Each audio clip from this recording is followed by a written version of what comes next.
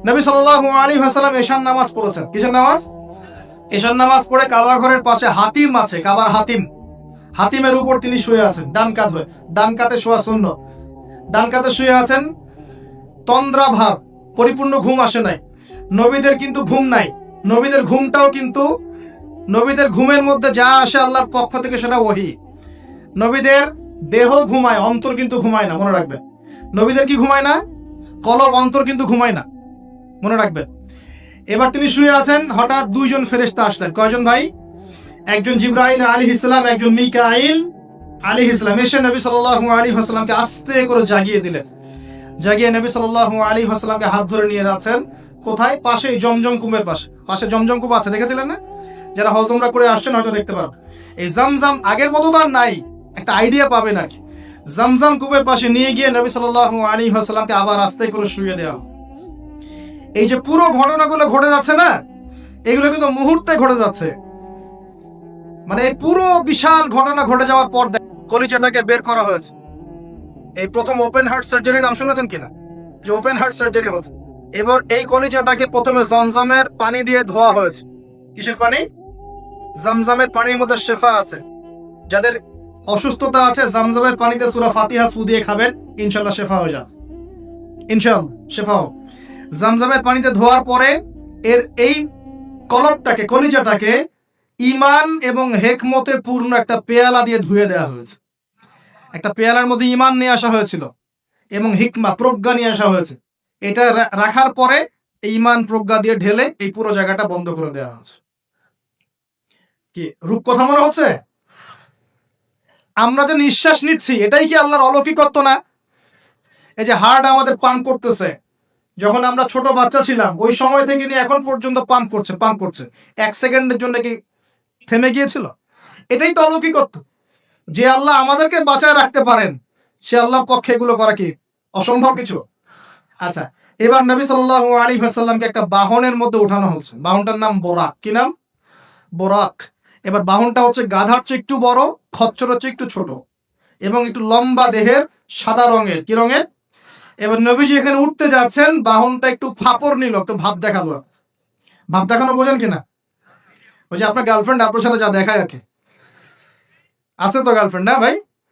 আলহামদুলিল্লাহ। তাহলে স্ত্রী তো দেখায়। স্ত্রী ভাব দেখালে সবর করতে হবে। কি করতে হবে? স্ত্রী ভাব দেখালে সবর করতে হবে, চুপ থাকতে হবে। এগুলো টিপস শেখেন, না হলে পরে সমস্যা হতে পারে। স্ত্রী ভাব দেখাতে পারে, তখন সবর করতে হবে, চুপ থাকতে হবে। পরে দেখবেন ভাব নিজেই আবার ঠান্ডা হয়ে গেছেন সব। ঠিক আছে? আর নিজে গরম হয়ে গেলে সমস্যা। আপনি গরম হয়ে গেলে পুরো একদম তরকারি পুরো যাবে একেবারে। কথা বুঝতে পারছেন? আল্লাহ বোঝার তৌফিক দান করুন। বোরাকটা ভাব নিচ্ছে আর কি। এখন বোরাককে জিবরাইল আলাইহিস সালাম বলছেন, এই শোনো, তোমাকে সৃষ্টি করার পর থেকে, ভালো করে শোনেন, তোমাকে সৃষ্টি করার পর থেকে মুহাম্মদ সাল্লাল্লাহু আলাইহি ওয়াসাল্লামের চেয়ে শ্রেষ্ঠ কোনো মানুষ তোমার গায়ে পা দেয় নাই। বলেন আল্লাহু আকবার। বলেন আল্লাহুম্মা সাল্লি আলা মুহাম্মদ, আল্লাহুম্মা বারিক আলা মুহাম্মদ। তোমাকে সৃষ্টি করার পর থেকে মুহাম্মাদের চেয়ে সাল্লাল্লাহু আলাইহি ওয়াসাল্লাম শ্রেষ্ঠ কোনো মানুষ তোমার পিছে ওঠে নাই। সুবহানাল্লাহ। জান্নাত থেকে এই বাহনটা নিয়ে আসা হয়েছে। কোত্থেকে? জান্নাত থেকে। এবার তিনি বোরাকে উঠলেন। বোরাক, ও আচ্ছা, বোরাক এই কথা শুনে কি করলো? বোরাক এই কথা শুনে ভাব তো চলে গেলই গেল, ও ঘামা শুরু করেছে। ঘামতে শুরু করেছে। অনেক সময় হয় না যে বড় কোনো ব্যক্তির সামনে গিয়ে মানুষ থরথর করে কাঁপা শুরু করেছে, ও ঘামা শুরু করেছে। এবার নবী সাল্লাল্লাহু আলাইহি ওয়াসাল্লাম উঠে বসলেন, বিসমিল্লাহ। এবার চলছে। কোথার দিক, কোন উদ্দেশ্যে চলছে? ওই যে জেরুজালেম, নাম শুনেছেন কিনা? এবার ওই দিকে ছুটলো বোরাক। কিভাবে ছুটলো?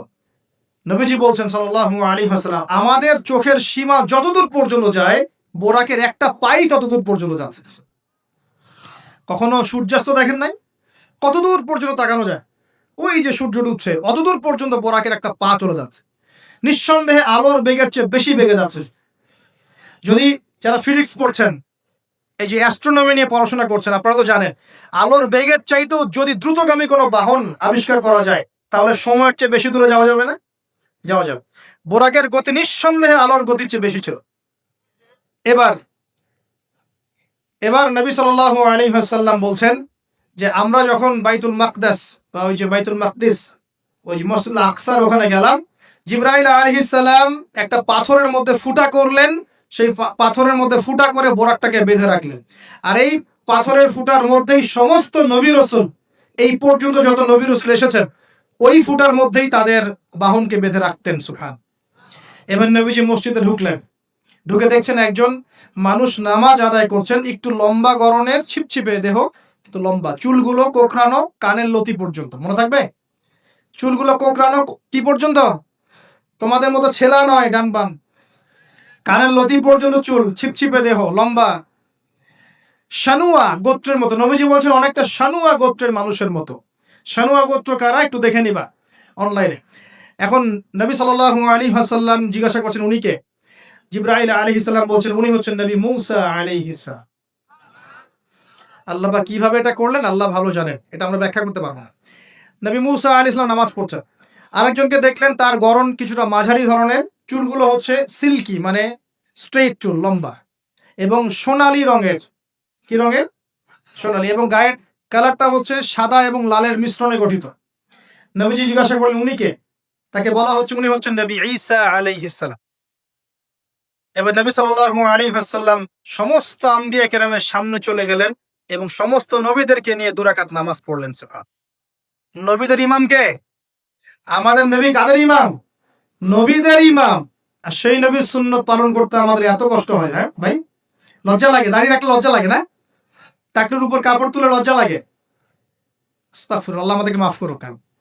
আমরা সর্বশ্রেষ্ঠ মানুষের উম্মত, সর্বশ্রেষ্ঠ নবীর উম্মত। আল্লাহ পাক আমাদেরকে যোগ্য উম্মত হওয়ার তৌফিক দান করুন। নবীজি নামাজ পড়লেন, নামাজ শেষ। নামাজ, ও আরেকটা কথা, আরেকজনকে নবীজি দেখলেন, তার অবয়ব সম্পর্কে তিনি বলছেন দেখতে হুবাহু আমার মতোই। নবীজি বলছেন দেখতে হুবাহু আমার মতোই। জিজ্ঞাসা করলেন তিনি কে? জিবরাইল আলাইহিস সালাম বলছেন তিনি হচ্ছেন নবীগণের পিতা ইব্রাহিম আলাইহিস সালাম। ইব্রাহিম আলাইহিস সালামের দেহের গঠন, চেহারা একদম আমাদের নবীর মতো ছিল। সুবহানাল্লাহ। হয়তোবা এই কারণেই, হয়তোবা আল্লাহ ভালো জানেন, আমরা কিন্তু দরুদে কার নাম পড়ি? নবীর নামের সাথে ইব্রাহিম আলাইহিস সালামের নাম পড়ি, এবং তার জীবনীর সাথে আমাদের নবীর জীবনী কিন্তু হুবহু মিল আছে। আমাদের নবীজিকে হিজরত করতে হয়েছে, ইব্রাহিম আলাইহিস সালামকে করতে হয়েছে। ইব্রাহিম আলাইহিস সালামকে আগুনের পরীক্ষা দেওয়া লাগছে, আমাদের নবীকে বদরে উহুদে পরীক্ষা দেওয়া লাগছে। লাগে নাই? আমাদের নবীকে পাশে ছিলেন স্ত্রী খাদিজা রাদিয়াল্লাহু আনহা, ইব্রাহিম আলাইহিস সালামের পাশে ছিলেন স্ত্রী সারা এবং হাজরা আলাইহিম আসসালাম। মানে টোটালি মিল পাবেন আপনি, আপনি দেখবেন টোটালি মিল আছে। ওইদিকে যাচ্ছি না আমি। এবার নামাজ শেষে নবী সাল্লাল্লাহু আলাইহি ওয়াসাল্লাম আবার বোরাকে উঠলেন। এবার বোরাক উপরে ওঠা শুরু করলো। এই পর্যন্ত যেটা এসেছে এটা হচ্ছে মক্কা থেকে জেরুজালেম পর্যন্ত। এটাকে বলা হয় ইসরা। এটাকে কি বলা হয়? ইসরা মানে নাইট জার্নি, মানে রাত্রেবেলা নৈশ ভ্রমণ। আর এবার যাচ্ছে এই বাইতুল মাকদাস থেকে উপরের দিকে, এটাকে বলা হয় মেরাজ, মানে ঊর্ধ্বে আরোহণ, ঊর্ধ্বগমন। ঠিক আছে? এবার প্রথম আকাশে যখন পৌঁছালেন, প্রথম আকাশের দরজা আছে, কি আছে? আর প্রথম আকাশ মানে আমরা যে তারা দেখি এগুলো কিন্তু প্রথম আকাশে। ঠিক আছে? প্রথম আকাশ মানে প্রথম মহাকাশ। শুধু এটা নয় যে ওই যে ওজোনোস্ফিয়ার, আয়নোস্ফিয়ার যেটা ভাগ করেছি, এগুলো নয়। আমরা যা দেখি এগুলো সব হচ্ছে প্রথম মহাকাশের অংশ। এখানে দরজা আছে একটা, আমরা দেখতে পারি না। এখানে গিয়ে জিবরাইল আলাইহিস সালাম দাঁড়িয়ে গেলেন, নবী সাল্লাল্লাহু আলাইহি ওয়াসাল্লাম দাঁড়িয়ে গেলেন। ওই দিক থেকে আওয়াজ আসছে যে কে? জিবরাইল আলাইহিস সালাম বলছেন যে আমি জিবরিল। আপনার সাথে কে? বলা হচ্ছে আমার সাথে হচ্ছে বিশ্বনবী মুহাম্মদ রাসূলুল্লাহ সাল্লাল্লাহু আলাইহি ওয়াসাল্লাম। আপনাকে কি পাঠানো হয়েছিল তাকে আনার জন্য? তিনি বলছেন হ্যাঁ। তিনি বলেছেন হ্যাঁ, বাস হ্যাঁ, কারণ তিনি সাদিকুল আমিন। এবার দরজা খুলে দেওয়া হলো, তিনি ভিতরে ঢুকলেন, দেখলেন সেখানে একজন ব্যক্তি যিনি মাশাআল্লাহ ডান দিকে তাকাচ্ছেন, ডান দিকে অনেক আদম সন্তানের আকৃতি আছে, ডান দিকে তাকাচ্ছেন হাসছেন, বাম দিকে তাকাচ্ছেন, বাম দিকে অনেক আদম সন্তানের আকৃতি আছে, বাম দিকে তাকিয়ে কাঁদছেন। নবী সাল্লাল্লাহু আলাইহি ওয়াসাল্লাম বললেন উনি কে? তখন তাকে বলা হলো ইনি হচ্ছেন আপনাদের পিতা, মানে আদম সন্তানদের পিতা আদম আলাইহিস সালাম। আদম আলাইহিস সালাম নবীকে দেখে সালাম দিলেন। আদম আলাইহিস সালাম নবীকে সালাম দিলেন, নবীও সালামের প্রত্যুত্তর করলেন এবং আদম আলাইহিস সালাম তার জন্য দোয়া করলেন। তিনি উঠে গেলেন আরো উপরে। এবার দ্বিতীয় মহাকাশে যখন চলে গেছেন, এই দ্বিতীয় মহাকাশ পর্যন্ত সায়েন্স যেতে পারে নাই, কেউই পারেনি, আল্লাহ রাসূল সাল্লাল্লাহু আলাইহি ওয়াসাল্লাম ছাড়া। এখানে গিয়ে তিনি দেখলেন সিমিলারলি দুজন বসে আছেন। কয়জন? দুজন। এবং দুজন এর পরিচয় জিজ্ঞাসা করলে জিবরাইল আলাইহিস সালাম বললেন ইনি হচ্ছেন ঈসা আলাইহিস সালাম আর ইনি হচ্ছেন ইয়াহইয়া আলাইহিস সালাম। দুজনের মাঝে কি সম্পর্ক? খালাতো ভাই। কি সম্পর্ক? খালাতো ভাই। এখানে বলা নাকি দুজনের মিলটা কি? এই দুজনকেই ইহুদিরা হত্যা করার চেষ্টা করেছে। ঈসা আলাইহিস সালাম এবং ইয়াহইয়া আলাইহিস সালাম উভয়কেই কারা হত্যা করার চেষ্টা করেছে?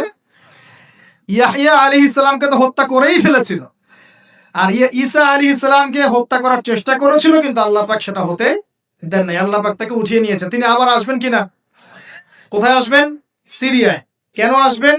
কারণ তিনি এই পৃথিবী থেকে দাজ্জাল এবং তার সমস্ত বাহিনীকে মেরে ফেলবেন ইনশাআল্লাহ, এবং প্যালেস্টাইন থেকে সারা বিশ্বে 40 বছর রাজত্ব করবেন ইনশাআল্লাহ। এটা হবে কিনা? বিশ্বাস আছে তো ইনশাআল্লাহ? এটা হবে ইনশাআল্লাহ। এরপর সামনে যান, তৃতীয় আসমানে উঠলেন। সেখানে দেখছেন একজন ব্যক্তি যাকে এই পৃথিবীর অর্ধেক সৌন্দর্য দেয়া হচ্ছে। নবীজি বললেন, তিনি কি এত অপরূপ সুন্দর? তখন নবী সাল্লাল্লাহু আলাইহি ওয়াসাল্লামকে বলা হচ্ছে, তিনি হচ্ছেন ইউসুফ আলাইহিস সালাম, যাকে এই পৃথিবীর অর্ধেক সৌন্দর্য দেয়া হয়েছে। আমরা সূরা ইউসুফ পড়ি আর মনে করি এটা হচ্ছে ইউসুফ জুলাইখার ঘটনা, তাই না ভাই? আসলে এখানে প্রেম কাহিনী কার? এখানে প্রেম কাহিনী হচ্ছে ইউসুফ আলাইহিস সালাম এবং তার বাবার। ভালো করে পড়ে দেখবেন, এখানে বাবা এবং ছেলের মহব্বতের কাহিনী বর্ণিত হয়েছে। আর ইউসুফ আলাইহিস সালামের বাহ্যিক সৌন্দর্য নিয়ে আমরা কথা বলি, তার বাহ্যিক সৌন্দর্যের চাইতে তার চরিত্রের সৌন্দর্য ছিল 1000 গুণ বেশি। জেনার অপবাদ দিয়েছে তাকে মানুষ, তিনি নির্দোষ হয়েও বিনা অপরাধে 12 বছর জেল খেটেছেন, তারপরেও তিনি অন্যায় পথে পা বাড়ান নাই। বাড়িয়েছে? আল্লাহ পাক আমাদেরকে এগুলো বোঝার তৌফিক দান। আরো উপরে উঠলেন, চতুর্থ আসমানে উঠে দেখছেন এখানে আরেকজন একইভাবে আছেন, তার নাম হচ্ছে কি বলেন? ইদ্রিস আলাইহিস সালাম। কি নাম? ইদ্রিস আলাইহিস সালাম। তিনি চতুর্থ আসমানে অপেক্ষা করেন। একইভাবে সবার সাথে কথাবার্তা হলো, সালাম বিনিময় করা হলো, মোবারকের দোয়া করলেন, তিনি আবার উঠে গেলেন। পঞ্চম আসমানে উঠে তিনি দেখছেন ওই নবী মূসা আলাইহিস সালাম। কোন নবী? নবী মূসা আলাইহিস সালাম। সবাই সালাম দিচ্ছেন, একইভাবে কথাবার্তা হচ্ছে। ষষ্ঠ আসমানে উঠে দেখছেন হারুন আলাইহিস সালাম, মূসা আলাইহিস সালামের ভাই, মনে আছে? হারুন আলাইহিস সালাম, যিনি ফেরাউনের কাছে দাওয়াত নিয়ে গিয়েছিলেন, মূসা আলাইহিস সালামের সাথে ছিলেন। সপ্তম আসমানে উঠে তিনি দেখছেন একজন ব্যক্তি যার চেহারা একদম নবীর মতোই। বাইতুল মামুর নামে একটা জায়গা আছে, এই জায়গায় হেলান দিয়ে বসে আছে। নবীজি বললেন, উনি কে? জিবরাইল আলাইহিস সালাম বলছেন, উনি হচ্ছেন আপনার নবীদের সবার পিতা ইব্রাহিম আলাইহিস সালাম। ইব্রাহিম আলাইহিস সালামের আশপাশে অনেক ছোট ছোট বাচ্চা আছে, অনেক ছোট ছোট বাচ্চা। এই বাচ্চাগুলো কারা? এই যে মুসলিম অমুসলিমদের যাদের একদম নাবালক শিশুরা যারা মারা যায়, ওরা কি পাপ করেছে? এই নাবালক ছোট ছোট বাচ্চারা যারা মারা যায়, আল্লাহ রাব্বুল আলামিন তাদের রূহটাকে ওখানে রেখেছে।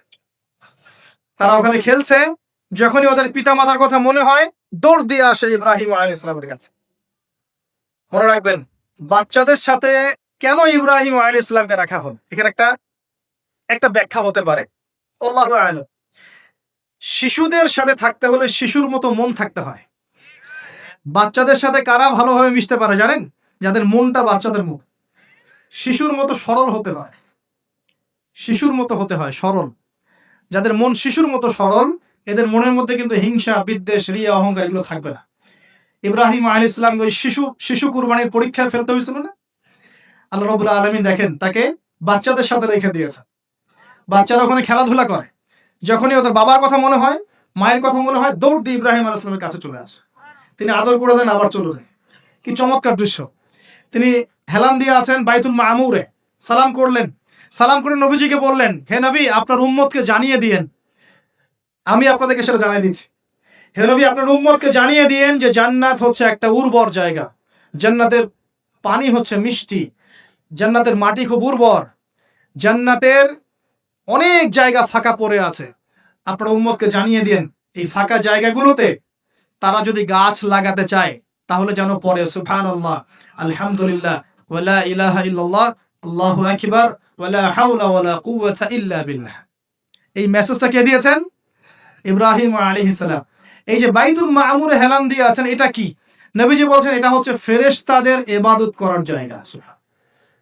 কাবা ঘর আছে না আমাদের, এই কাবা ঘরের ঠিক সোজা উপরে বাইতুল মামুর আছে, সপ্তম আসমানের।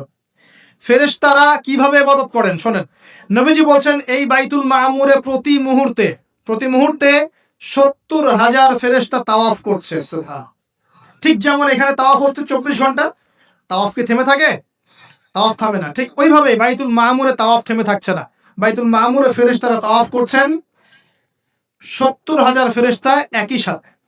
আর শুনে রাখেন, যে 70,000 ফেরেশতা একবার তাওয়াফ করার সৌভাগ্য পেয়েছে তারা কিয়ামত পর্যন্ত আর দ্বিতীয়বার চান্স পাবে। এবার কি চিন্তা করতে পারছেন ফেরেশতাদের সংখ্যা কত? কত হতে পারে? আমাদের সংখ্যা তত্ত্বের বাইরে, আমাদের সংখ্যা তত্ত্বের বাইরে। এবার নবী সাল্লাল্লাহু আলাইহি ওয়াসাল্লাম আরো একটু উপরে উঠলেন। এই জায়গার নাম সিদরাতুল মুনতাহা। কি নাম? সিদরাতুল মুনতাহা। এটা হচ্ছে একটা বড়ই গাছ। বড়ই গাছ দেখেছেন তো? এটা নবীজি বলছেন এত চমৎকার এই বড়ই গাছ, এর মধ্যে এত বেশি রং ছিল যে রংগুলোকে আমি ব্যাখ্যা করতে পারবো। এর পাতাগুলো ছিল হাতির কানের মতো এবং এর ফলগুলো ছিল মটকার মতো বড় বড় এক একটা, এবং এর মধ্যে প্রজাপতি বসেছিল। এই প্রজাপতিগুলোর রং এত চমৎকার যেগুলো আমাদের পৃথিবীর রঙের মতো নয়। মানে এগুলো ব্যাখ্যা করার মতো শব্দ আমাদের কাছে নাই। অ্যামেজিং। এটা কোন জায়গা? আমাদের সবার রূহগুলো যেখানে উঠে যায়। এটা কোন জায়গা? আমাদের সবার নেক আমলগুলো যেখানে উঠে যায়। সবার রূহ, মৃত ব্যক্তিদের রূহ বা আত্মা এবং নেক আমলগুলো এই পর্যন্ত ওঠে, এরপরে সেখান থেকে উঠিয়ে নেওয়া হয়, এরপরে তারা আর যেতে পারে না। একইভাবে উপর থেকে আল্লাহ পাকের কোনো আদেশ আসলে এই সিদরাতুল মুনতাহা পর্যন্ত আসে, এরপর সেখান থেকে নিয়ে আসা হয়। আমি কি বুঝতে পারছি? এই হলো সিদরাতুল মুনতাহা, যেটা ফেরেশতাদের শেষ সীমা। এরপরে ফেরেশতারা আর যেতে পারবেন না। আল্লাহ পাকের নিকটবর্তী ফেরেশতারা ছাড়া নর্মাল যারা, তারা ওখানে যেতে পারে। নর্মাল মানে বলছি যারা এমনি অন্যান্য দায়িত্বে আছেন তারা সেখানে যেতে পারবেন না। এই পর্যন্ত লাস্ট ওই যে লাইন থাকে না, ডেড লাইন, এটা ডেড লাইন, এরপর যেতে পারে। এবার আমাদের নবীকে এখানে বাহন চেঞ্জ করে দেওয়া হলো, অন্য একটা বাহন আরো দ্রুতগামী তাকে দেওয়া হলো। এই বাহনের কারণে নবীজি একদম আলো পর্দা ভেদ করে উপরে উঠছেন। সুবহান আল্লাহ পাকের একদম কাছাকাছি আসছে। কাছাকাছি আসার পর তিনি বলছেন, আমি তখন শুনতে পেলাম যে আল্লাহ পাকের নিকটস্থ ফেরেশতা যারা আল্লাহর আদেশ লিখে রাখেন, তারা কলম দিয়ে লিখছে আল্লাহর আদেশ। এই কলমের লিখার খসখস শব্দ আমি শুনতে পেলাম। সুবহান আল্লাহু আকবার। এবার আল্লাহ রাব্বুল আলামিন তাকে কাছে নিয়ে, শোনেন প্রিয় ভাই উম্মতে মুহাম্মাদি, শুনে রাখো, আল্লাহ পাক 3টা স্পেশাল ওহী করলেন। কয়টা ভাই? 3টা। অন্যান্য অনেক কথা তো হয়েছে, সেগুলো তো আমরা হাদিসের মধ্যে আমরা ডিটেলস বলতে পারছি না, সময় শর্ট। 3টা স্পেশাল ওহী আল্লাহ রাব্বুল আলামিন করেছেন। তার প্রথমটা হচ্ছে নবী সাল্লাল্লাহু আলাইহি ওয়াসাল্লামকে এই জায়গায় 50 ওয়াক্ত নামাজ হাদিয়া গিফট দেওয়া হবে। কত ওয়াক্ত? এবার নবীজি 50 ওয়াক্ত নিয়ে চলে আসছেন। পরের দুটা পরে বলছি। 50 ওয়াক্ত নিয়ে চলে আসছেন। আসার সময় এই যে ষষ্ঠ আসমানে, পঞ্চম আসমানে কার সাথে দেখা? মুসা। কে আমাকে করছে? মুসা আলাইহিস সালাম। তিনি বলছেন, আল্লাহ পাক কি দিয়েছেন আপনাকে হাদিয়া? নবী সাল্লাল্লাহু আলাইহি ওয়াসাল্লাম বলছেন 50 ওয়াক্ত নামাজ। কত ওয়াক্ত? 50 ওয়াক্ত। নবী এবার মুসা আলাইহিস সালাম বলছেন, আমার উম্মতকে 2 ওয়াক্ত নামাজ দেওয়া হয়েছে, সেটাই আমার উম্মত আদায় করতে পারে নাই। 50 ওয়াক্ত নামাজ আপনার উম্মত পারবে না, আপনি কমাই নিয়ে আসেন যান। তিনি আবার গেলেন 50 থেকে 45, আবার 45 থেকে 40, 40 থেকে 35, 35 থেকে 30, এই করতে করতে করতে করতে 5 ওয়াক্ত যখন আসলো, তখনও নবীজিকে বলা হচ্ছে আপনি আরো কমাই নিয়ে আসেন। নবীজি বলছেন, আমার যেতে লজ্জা লাগছে, আল্লাহ পাক আমাকে এত বেশি কমিয়ে দিলেন, আরো কমাতে চাইতে আমার লজ্জা লাগছে। দেখেন মুসা আলাইহিস সালাম বলেছিলেন আমার উম্মতকে 2 ওয়াক্ত নামাজ দেয়া হয়েছিল, আদায় করতে পারে নাই। উম্মতে মুহাম্মাদের মধ্যে এমন মানুষ নাই 2 ওয়াক্ত 1 ওয়াক্ত নামাজও পড়তে পারে না। নবীদের এটা হিকমা, দূরদর্শিতা। এবার নবী সাল্লাল্লাহু আলাইহি ওয়াসাল্লাম আল্লাহর কাছে গিয়ে আরজি পেশ করছেন। আল্লাহ রাব্বুল আলামিন বলছেন, 5 ওয়াক্ত নামাজ আমি দিলাম, কিন্তু 5 ওয়াক্ত যদি তোমার উম্মত আদায় করে 50 ওয়াক্তের নেকি দেওয়া হবে ইনশাআল্লাহ। আরেকটা বেনিফিট তোমার উম্মতের যে কোনো ব্যক্তি যে আমলই করুক না কেন 10 গুণ বাড়ায় নেকি দেওয়া হবে। কিন্তু তোমার উম্মতের কোনো ব্যক্তি যদি গুনাহ করে তাহলে গুনাহকে 10 গুণ বাড়ায় দিব না ইনশাআল্লাহ। গুনাহ একটাই থাকবে, গুনাহ কি হবে? একটাই থাকবে। আর নেকির কাজ করলে 10 গুণ বাড়ায় দেওয়া হবে। 1 টাকা দান করছেন 10 টাকার নেকি হবে। 1 রাকাত নামাজ পড়ছেন 10 টাকাতে নেকি হবে। একটা সেজদা করছেন 10টা সেজদার নেকি হবে ইনশাআল্লাহ। কথা বুঝতে পারছেন? এটা হলো একটা গিফট বা হাদিয়া। সেকেন্ড গিফটটা হচ্ছে আল্লাহ রাব্বুল আলামিন নবী সাল্লাল্লাহু আলাইহি ওয়াসাল্লামকে সূরা বাকারার শেষের 2টা বা 3টা আয়াত ওহী করলেন। কয়টা ভাই? শেষের 2টা বা 3টা। লিল্লাহি মা ফিস সামাওয়াতি, এখান থেকে ফানসুরনা আলাল কওমিল কাফিরিন পর্যন্ত। এই আয়াতগুলোর ফজিলত সম্পর্কে এসেছে যে রাতের বেলা কেউ যদি এই আয়াতগুলো পড়ে ঘুমায়, সূরা বাকারার শেষে 2টা বা 3টা পড়ে ঘুমায়, সারা রাত তাহাজ্জুদের নেকি পাবে ইনশাআল্লাহ। এবং দৃশ্য অদৃশ্যের কোনো ক্ষতি, তার কোনো অনিষ্ট সাধন করতে পারবে না ইনশাআল্লাহ। এই যে সমস্যা হয় ঘুমের মধ্যে, জিনের সমস্যা, জাদুর সমস্যা, বদনজর ইত্যাদি, কোনো রকম প্রবলেম তাকে ফেস করতে হবে না ইনশাআল্লাহ। সূরা বাকারার শেষের কয় আয়াত? কমপক্ষে 2 আয়াত, যদি পারেন 3টা আয়াত পড়বেন। 2টা হাদিয়া হোক। 3 নম্বর হাদিয়াটা আরো বড়। 3 নম্বর হাদিয়া হচ্ছে, নবী সাল্লাল্লাহু আলাইহি ওয়াসাল্লামকে আল্লাহ পাক বললেন, তোমার উম্মতের, একটু গৌর করে শুনেন, তোমার উম্মতের যে কোনো ব্যক্তি যত পাপই করুক না কেন, যদি আমার সাথে শিরকের পাপ না করে, শিরকের পাপ ছাড়া আমার সাথে সাক্ষাৎ করে, আসমান জমিন সমানও যদি পাপ করে, আমি আল্লাহ তার সামনে আসমান জমিন সমান ক্ষমা নিয়ে হাজির হব ইনশাআল্লাহ। এই উম্মতের যে কোনো ব্যক্তি খালি লা ইলাহা ইল্লাল্লাহ মুখ দিয়ে পড়েছে, ইসলামের সামনে আত্মসমর্পণ করেছে এবং শিরক মুক্ত আমল করেছে, বেদাত মুক্ত আমল করেছে, ঠিক আছে, তার যত বড় বড় পাপই থাকুক না কেন, ইনশাআল্লাহ আল্লাহ পাক কোনো না কোনো ওসিলায় সেই পাপ মাফ করে দেবেন ইনশাআল্লাহ। এটা একদম লিখিত হয়ে গেছে। জান্নাতীদের 120 কাতার হবে। এই 120 কাতার মানুষের মধ্যে 80 কাতার হবে উম্মতে মুহাম্মাদের মধ্যে। আমরা কি শিরক মুক্ত আমল করতে পারবো না ভাই? সাহাবীরা অবাক হয়ে বলছেন, যদি সে চুরি করে, যদি সে জেনা করে, নবীজি বলছেন যদি সে চুরিও করে, যদি সে জেনাও করে, তবুও তাওহীদ ঠিক থাকলে জান্নাতে চলে যাবে। এমনকি তাওহীদ ঠিক করে চুরি করা শুরু করব? তাওহীদ ঠিক করে কি জেনা করা শুরু করব? এখানে আল্লাহ পাকের তাওহীদের গুরুত্ব বোঝানো হয়েছে। আর যে ব্যক্তি প্রকৃত তাওহীদে থাকবে, সে কি জেনা করতে পারবে? আল্লাহ পাক আমরা সবাইকে 3টা হাদিয়া গ্রহণ করার তৌফিক দান করুন। আমার সাথে বলেন, 50 ওয়াক্ত নামাজ মানে 5 ওয়াক্তই। 5 ওয়াক্ত মানেই 50 ওয়াক্ত। 1 ওয়াক্ত পড়ছি মানে 5 ওয়াক্ত পড়ছি। 1 ওয়াক্ত পড়ছি মানে 10 ওয়াক্ত পড়ছি।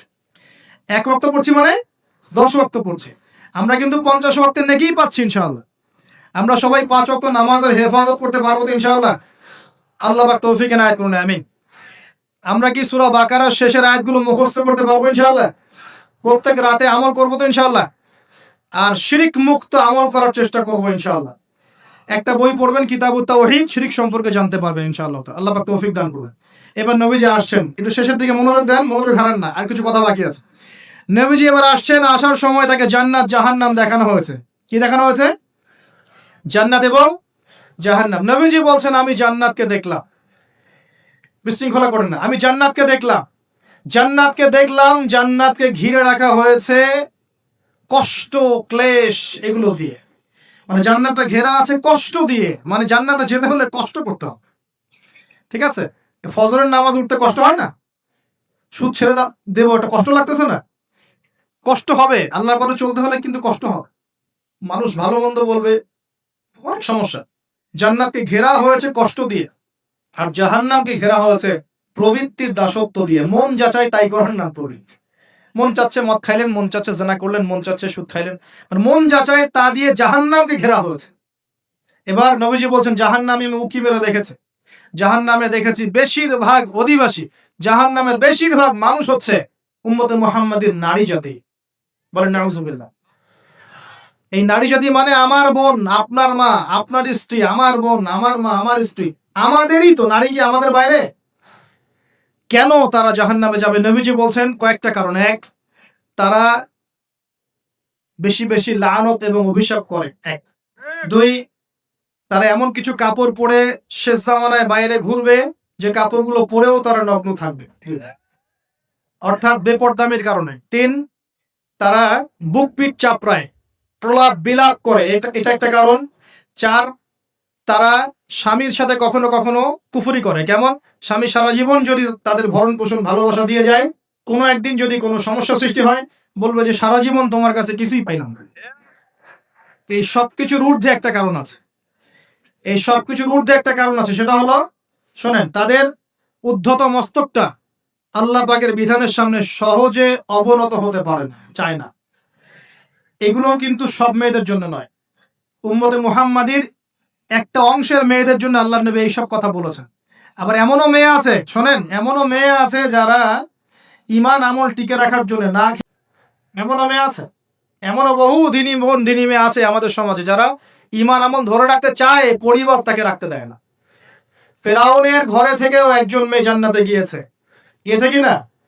গেছে। অতএব আমরাও যে দুধে দেওয়া তুলসী পাতা এমন নই, আমাদের মধ্যে বহু খারাপই আছে, কিন্তু নবীজি এখানে স্পেশালি বলেছেন যে শেষ জামানার মেয়েরা নিসাউন কাসিয়াতুন আরিয়া, যারা কাপড় পরে নগ্ন থাকবে, মহিলাতুন মামিলাত, যারা অন্যকে আকৃষ্ট করবে, অন্যটিকে আকৃষ্ট হবে, এরা জান্নাতে যাবে না, জান্নাতের গন্ধও পাবে না। নবীজি বলেছেন আমি জাহান্নামে দেখেছি বেশিরভাগ নারী জাতি। এখানে আমার মা, আমার বোন, আপনার মা, আপনার বোনের সতর্ক হওয়ার কি হেদায়েত আছে কি নাই? আর এই মেয়েদেরকে চালাই কি আমরা না অন্য কেউ? আমরাই তো আমাদের পরিবারকে চালাই কি না? আমরাই তো খাওয়াই পড়ে নাকি? তাহলে আমাদের পরিবারের বোনেরা কি পর্দা করতে পারবে না, প্রতিষ্ঠা করতে পারবেন না? পরিবারের আমাদের মায়েরা, বোনেরা, স্ত্রীরা পর্দা করবে না? এই দায়িত্ব আমাদের না? পরিবারের কর্তা আমরা নই? আল্লাহ কি আমাদেরকে জিজ্ঞাসা করবেন না? অতএব আমরাও যেন সতর্ক হয়ে যায়, আল্লাহ পাক তৌফিক দান। এই জন্য বলি, বিয়ে করতে হলে আগে দিনদারিতা দেখবেন, তারপর বিয়ে করুন। দুনিয়াদারিতা দেখে বিয়ে করলে পরে পস্তাবে। ছেলে মেয়ের উভয়ের প্রতি একই নসিহত, বিয়ে করতে যদি হয়, বিয়ে যদি করতেই হয়, তাহলে দিনদারিতা দেখে বিয়ে করুন। তারপর দেখবেন যে মেয়ের বংশ কেমন, সৌন্দর্য কেমন, এই সেই পরে দেখবেন। আগে দেখবেন দিনদারিতা ঠিক আছে কিনা। ছেলের ক্ষেত্রে একই বিধান, আগে দেখতে চান না কত কত বড় চাকরি করে, কত প্রপার্টিজ আছে, কত বড় বাড়ি, এগুলো পরে দেখবেন। আগে দেখবেন ছেলে নামাজ পড়ে কিনা, ছেলের মধ্যে সুন্নত আছে কিনা, এইগুলো আগে দেখবেন। এই বিয়ে নিয়ে প্রচুর জাহিলিয়াত সমাজে আছে, এই কারণেই পরিবারগুলো এখন ভেঙে যাচ্ছে। আল্লাহ পাক আমাদেরকে সুন্নাহ মেনে চলার তৌফিক দান করুন, বলি আমিন। নবীজি এখানে বলেছেন আমি জাহান্নামে দেখেছি বেশিরভাগ অধিবাসী নারী জাতি। আমাদের বোনদেরকে রিকোয়েস্ট করবো, সতর্ক হয়ে যান, আল্লাহর ওয়াস্তে সতর্ক হয়ে যান। কেন শোনেন, কেন নবীজি বললেন, এই পয়েন্টটা একটু ভালো করে বোঝেন। কেন নবীজি এই উম্মতের মধ্যে বেশিরভাগ মেয়েকে জাহান্নামী বললেন? আপনি একটু চিন্তা করেন তো, এই উম্মতের মধ্যে কি এমন হয়েছে, এই উম্মতের মেয়েদের সাথে কি এমন হয়েছে যার ফলে মেয়েদেরকে আর ঘরে রাখা যায় না, সব বাইরে চলে আসতেছে?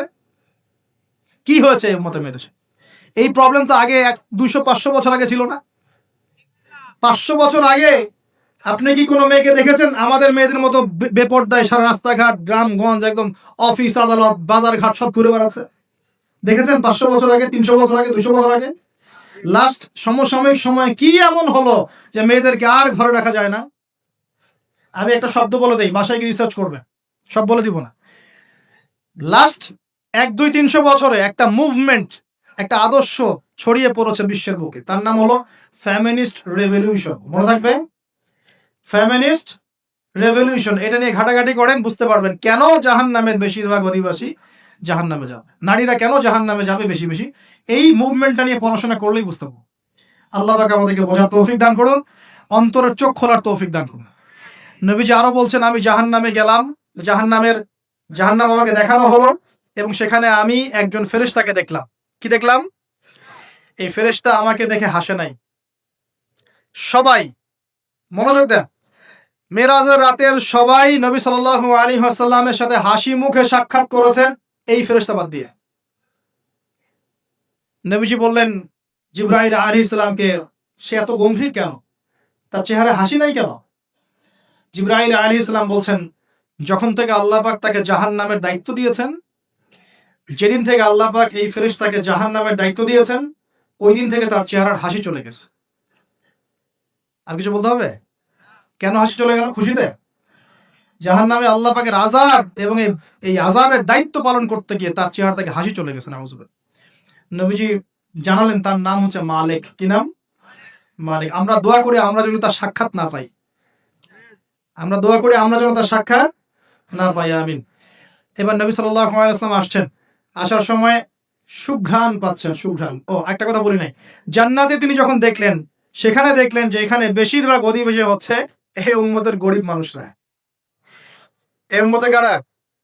গরিব মানুষ, টাকা পয়সা কম, এত হিসাব কিতাব নাই, 5 ওয়াক্ত নামাজ পড়ে, রোজা রাখে, সাধ্যমতো দান সদকা করে, সত্য কথা বলে, জান্নাতে চলে যাবেন ইনশাআল্লাহ। গরিবদের 500 বছর আগে, কত বছর আগে?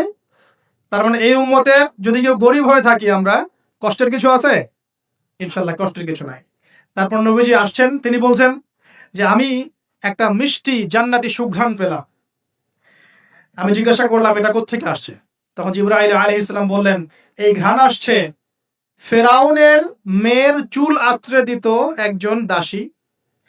হঠাৎ একদিন চিরুনি পড়ে গেল হাত থেকে, সে বিসমিল্লাহ বলে চিরুনি উঠিয়েছে, আর দাসী শুনে নিয়েছে। বিসমিল্লাহ মানে কি? আল্লাহর নামে মানে কি? তোমার কি ফেরাউন আমার বাবা ছাড়া আরো কোনো ইলাহা আছে নাকি? তখন সেই মহিলা বলেছিল, হ্যাঁ, আমি এক আল্লাহর ইবাদত করি। ফেরাউনেরও রব হচ্ছে আমার আল্লাহ। এই অপরাধে তাকে ফেরাউন বড় আগুনের কুণ্ডলি খুঁড়ে তাকে ওখানে নামিয়ে দিয়েছিল, এবং তার 3টা কি 4টা বাচ্চা ছিল, এই সব বাচ্চাগুলোকে তার চোখের সামনে পুড়িয়ে মেরেছে। শেষে একটা বাচ্চা ছিল, কোলের বাচ্চা, এই বাচ্চাকে নিয়ে সে লাফ দিবে, তাকে বাধ্য করা হচ্ছে, সে তো নিজে মরতে রাজি, কিন্তু বাচ্চাটা মায়া লাগবে না, সে বাচ্চাকে নিয়ে লাফ দিতে চাচ্ছে না। তখন আল্লাহ পাক ওই বাচ্চার জবানে আল্লাহর কুদরত, আল্লাহর মুজিজা চালু করে দিলেন। ওই বাচ্চা কথা বলা শুরু। ওই বাচ্চা বলল, হে আম্মা ইসবিরি ইয়া উম্মা, হে আমার মা সবর করো। ফাইন্না মাউইদুনাল জান্নাহ, আমাদের জন্য আল্লাহ পাক জান্নাত রেখেছেন। আলহামদুলিল্লাহ, লাভ দিয়ে জান্নাত। ওই যে ফেরাউনের স্ত্রী বলা ঠিক না এখানে, ফেরাউনের ওই দাসী যে চুল আশ্রয় দিত, আসিয়া, যার নাম বলা হয় কোন কোন জায়গায় আসিয়া, এবং তার সন্তানদেরকে যেখানে দাফন করা হয়েছে ওখান থেকে জান্নাতের ঘ্রাণ আসছে। কে পেলেন এই ঘ্রাণ? রাসূলুল্লাহ সাল্লাল্লাহু আলাইহি ওয়াসাল্লাম। এবার তিনি চলে আসছেন, এসে কাবা ঘরের হাতিমে আবার এসে সেখানে আসলেন। এখানে বিমর্ষ মুখে বসে আছে। কেন মন খারাপ? যে আমি যদি এই ঘটনা যদি কালকে এখন সকালে সবাইকে বলা শুরু করি, সবাই তো আমাকে এখন কি বলবে? মিথ্যাবাদী। এমনিই তো মিথ্যাবাদী বলছে, এখন এই ঘটনা আবার বিশ্বাস করবে কিনা?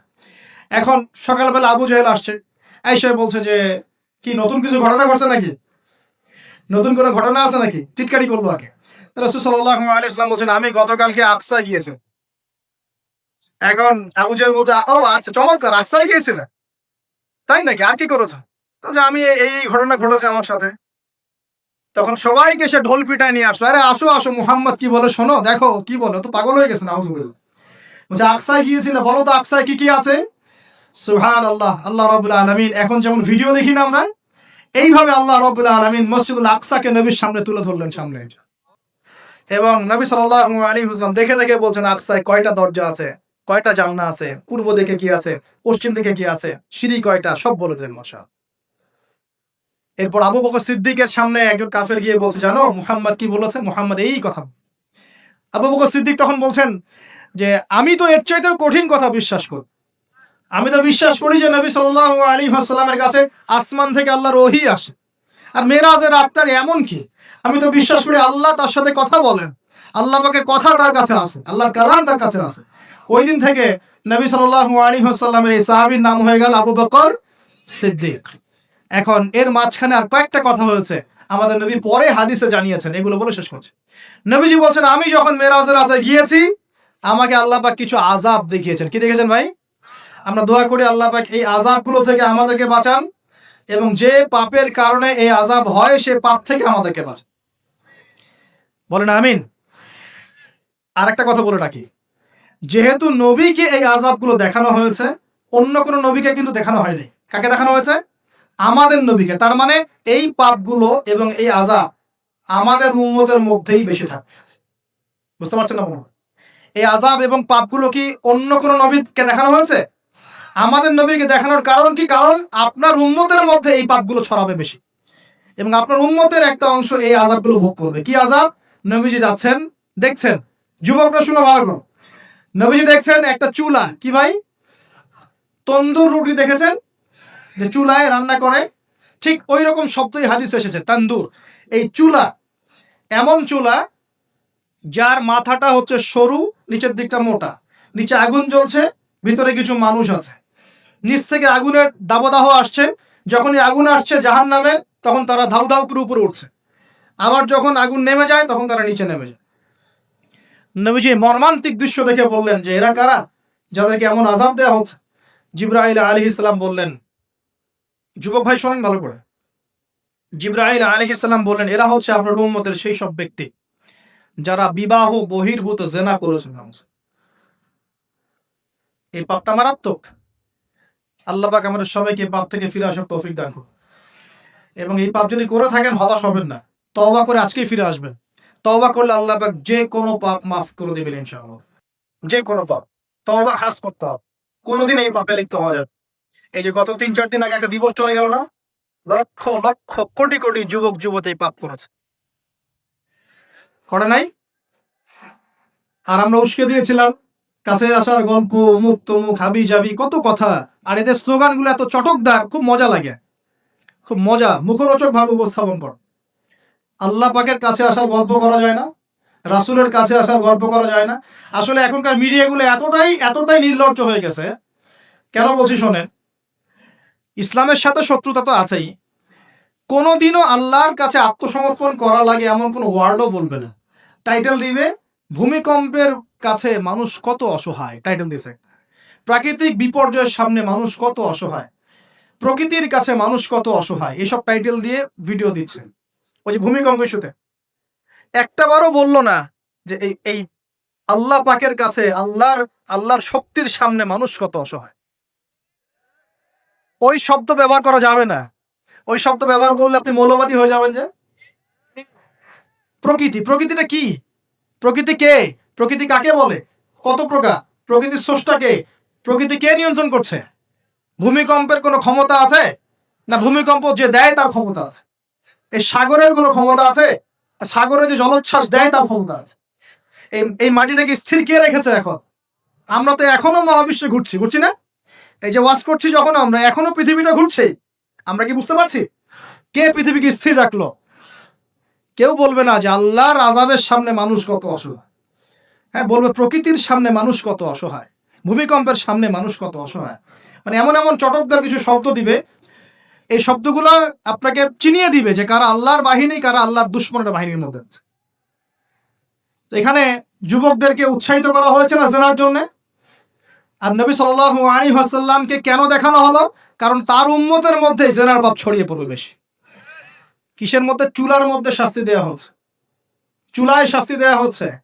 নবীজি বলছেন তাদের ভিতর থেকে এত দুর্গন্ধ বের হচ্ছিল যেন মনে হচ্ছিল যে কোনো পাবলিক টয়লেটের পাশ দিয়ে আমরা যাচ্ছিলাম। প্রিয় ভাই, আল্লাহর ওয়াস্তে জেনার ধার কাছেও যায় না। আল্লাহ পাক বলেছেন ওয়ালা তাকরাবু জিনা, জেনার কাছেও যেও না। তো এক নাম্বার শাস্তি কি দেখেছেন নবী সাল্লাল্লাহু আলাইহি ওয়াসাল্লাম? কিসের শাস্তি? তন্দুর চুলার মধ্যে আগুনের শাস্তি। কিসের পাপের কারণে? বলেন, জেনা। এই উম্মতে মুহাম্মাদের মধ্যে জেনা ছড়িয়ে পড়েছে কিনা? এখন আমরা কি এই স্রোতে গা ভাসাবো না দূরে থাকবো? আমরা হালাল উপার্জনের সোর্স তৈরি করব, করে হালাল বিয়ে করবো ইনশাআল্লাহ। হালাল উপার্জনের মাধ্যম তৈরি করবেন, করে বিয়ে করবেন ইনশাআল্লাহ। বিয়ের আগে কোনো পীড়িত নাই, সব পীড়িত বিয়ের পর ইনশাআল্লাহ পারা যাবে ইনশাআল্লাহ।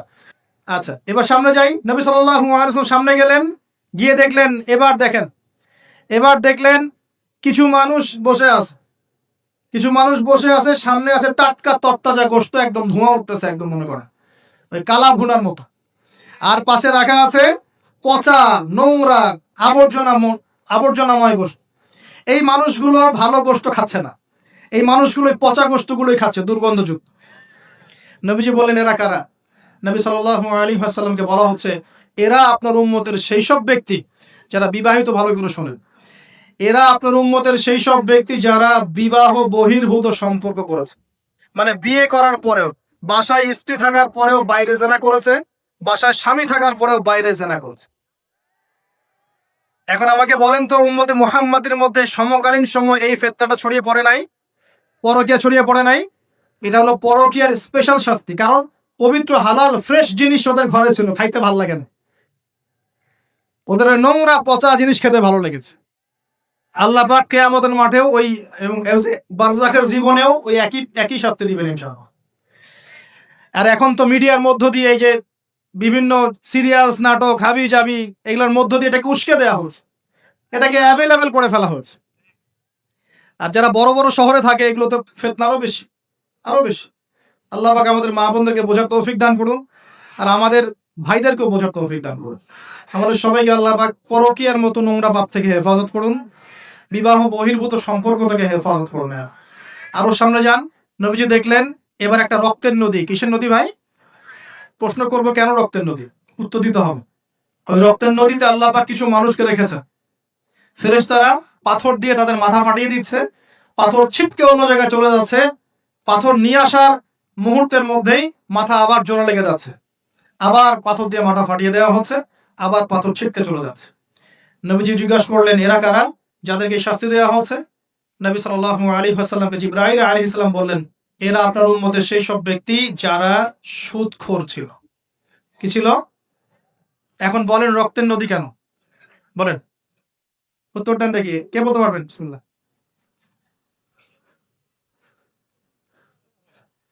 মাশাআল্লাহ, মাশাআল্লাহ, শুক্রিয়া। সুদের মধ্য দিয়ে এক শ্রেণীর মানুষ ধনী হয় আর এক শ্রেণীর মানুষ গরিব হয়। সুদের মধ্য দিয়ে গরিব মানুষের রক্তটাকে চুষে খাওয়া। এই কারণেই কিয়ামতের মাঠে এবং বারজাখের জীবনে রক্তের নদীতে ফেলে মাথাটা ফাটিয়ে দেওয়া।